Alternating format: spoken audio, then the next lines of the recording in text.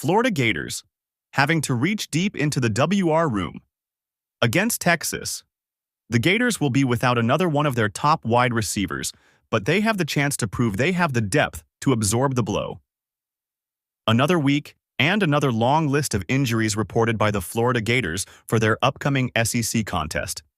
And while some have been on there for most of the season, there's a more recent addition that might disappoint the fans. Upon looking at the most recent availability report for the Gators, leading receiver Elijah Badger has been ruled out against the Texas Longhorns. With this addition to the report, the Gators will now be without two of their top three receivers on the road in Austin. It's not an ideal situation for head coach Billy Napier and wide receiver coach Billy Gonzalez, but it's not the end of the world for either.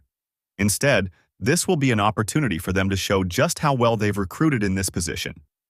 But before we look at those wanting to move up the totem pole, it's best we start with the new ringleader of this unit, Kymir Dyke. Dyke will now have to shoulder much of the responsibility and leadership amongst the receivers. Luckily, he is very capable of doing so. He has been a reliable, consistent target for all three quarterbacks who have played this season, having 428 yards and 2 touchdowns on 23 catches so far. He will certainly be the go-to weapon for Aiden Warner when he finds himself in trouble.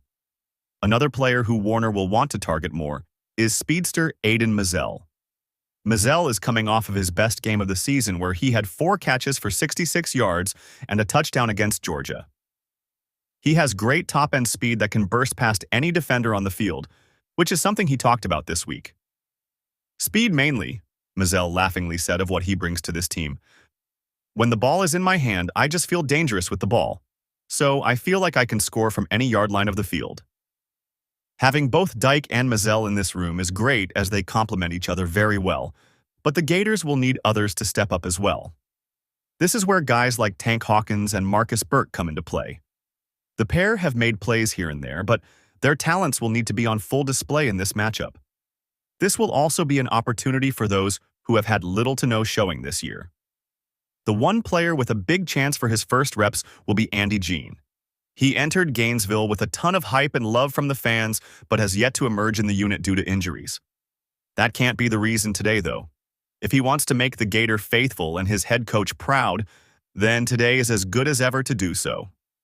As for his head coach, Napier is already entering Austin with a big task in front of him by facing off against one of the best in the country, and it won't get any easier, as he is going to have to go deeper into the receiver room than he probably ever has in his entire career.